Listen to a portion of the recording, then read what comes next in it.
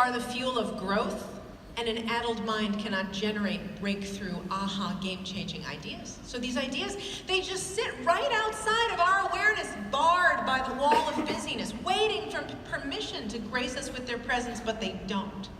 They don't, they often don't. There's a human cost. This is the part that we don't end up talking as much about, but we should.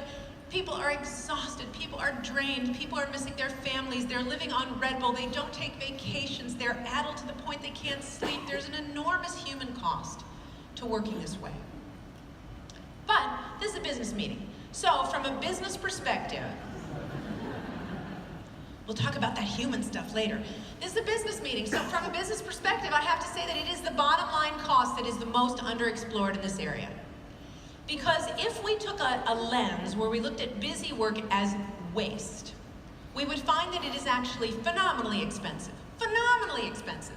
In our work with clients, we do an 8-month process with most clients, and on the very first day, we start by giving them a before survey quantifying their waste due to busy work. To our knowledge, we are the only company in the world doing a comprehensive version of this work, but what's funny about it is that it's math that your 8-year-old could do.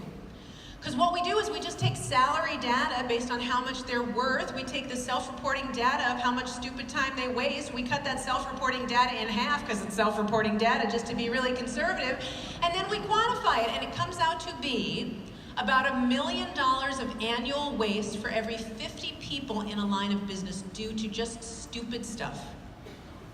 Unnecessary touch points. And not only is it really, really expensive, it's really, really draining. We were just at a conference yesterday talking about retention. And we were talking to executives whose exit interviews said things like, I just don't feel fulfilled because I'm just doing stupid work all day long. Not to mention the exhaustion, not to mention the burnout and all of the costs that becomes hard cost, not return on talent time that I just described, but hard costs like turnover and reducing the cost of people being onboarded and a lot of other areas where this gets very expensive. Now, what's funny is, if we worked in factories, this would never be tolerated. If you're in a factory, in a manufacturing environment, and you had that level of waste, I want to tell you what would happen reliably, predictably every time. They would blow the whistle, and then the music would start. Dun, dun, dun, dun, dun, dun, dun, dun. And then from the ceiling on the Mission Impossible ropes would descend the Lean Six Sigma consultants. And they would get in there, they would